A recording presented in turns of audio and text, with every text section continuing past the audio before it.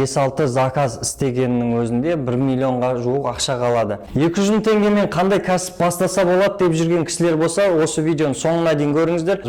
Біздің цехтамыз, мен жалпы ТВ-зона кәсібімен айналысам, осындай шкафтар жасаймыз.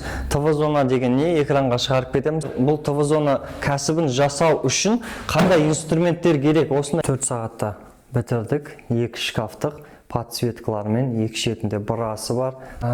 2 айна жасағанбыз. Бір просто стенаны обшивать етіп бердік, бір стенаны.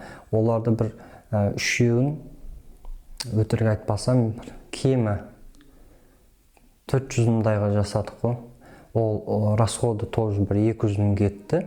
200 мың теңге пайда қалды. Мына жерде 190 кетті. 200 мың теңге. Сонда бір үйдің өзінен бір 400 мың теңге пайда болып тұрды. Құрметті көрермендер, лайк басып, каналымызға тіркеліп, достарыңызбен бөлісіп, комментарий жазып, бізге де шабыт беріп қойыңыздар. Сау саламатты болыңыздар.